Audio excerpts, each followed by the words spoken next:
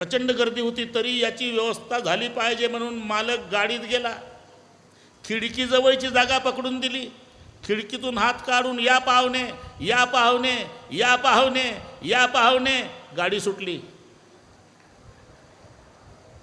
पाहुणा गेला ज्याच्यासाठी वैतागले होते घरी, पाहुणा घरी गेला आणि मालक गाडीत गेला. मालकीन म्हणली आमचे मालक, तेच तो वाईट झालं का, ज्याला जायचं नव्हतं त्याला खिडकीजवळची जागा मिळाली आणि मला गाडीतच जाता आलं नाही, करा स्वयंपाक. अरे मारवाडी समाजात पाहुणे काही तासा करता येतात बरं का केदार सेठ.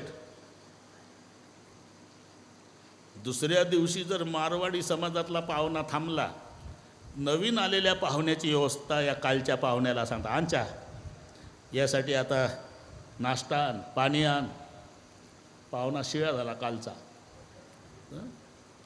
आणि तिसऱ्या दिवशी थांबला तर सरळ विचारतात तुमच्या मारवाडी भाषेत, पहिलं दिन पाहुणं, पुढचं कळलं वाटतं. पहिलं दिन पाहुणं, दुजं दिन पै आणि तिजं दिन थारी अक्कल कटे गई म्हणतो बसला भाकरी खात 3 दिवस झाले. तर दशरथ राजे शतानंदजीला म्हणाले, मी राजा आहे, प्रजा सांभाळणं कर्तव्य आहे, किती दिवस राहू शकतो तर परवानगी द्या म्हणावं. शतानंद जनकाकडे येतात, राजे परवानगी मागतात. असं म्हटल्यावर जनक रडायला लागले. का रडता राजे, एकटे जाणार आहे का दशरथजी, त्यांच्यासोबत त्यांची 4 मुलं, माझ्या 4 मुली, सगळ्या दरबार मोकळा होईल, आम्हाला पाणी पाजायला कोणी राहणार नाही. हिम्मत रखो मिथिलापति, कन्या तो जाने के लिए जन्म लेती है, 20-22 साल तक मेरा मेरा करती है और एक दिन सबको रुला के चली जाती है. ठीक है, आप कहते तो कल सुबह विदाई जाहीर झालं. उद्या सीता उर्मिला मांडवी सुतकीर्ती सासरी जाणार. रडारड सुरू झाली, कोणी कोणाशी बोलत नाही. एकत्रित खेळलेल्या मैत्रिणी गळ्याला बिलगू बिलगू रडू लागल्या. इकडे सगळे सामानाची व्यवस्था, साहित्य वाहनामध्ये भरून सज्ज झाला समाज दशरथ राजाचा. रात्र संपली, सूर्याचा उदय झाला. दशरथ राजे म्हणाले, रामा लक्ष्मणा भरता शत्रुघ्नाचा सासूबाईच्या पाया पडून या. 4ही जावई पाया पडतात. सासूनं आशीर्वाद दिला, भेट दिली. आता 4 मुली. सर्वात पुढे धाकटी श्रुतकीर्ती आहे, तिच्या मागे मांडवी आहे, तिच्या मागे उर्मिला आहे आणि सर्वात मागे सीता आहे. शहनाईचे स्वर सुरू झाले. सुनैना मातेच्या पाया पडायला 4ही मुली. सर्वात पुढे श्रुतकीर्ती होती. रडारड सुरू झाली.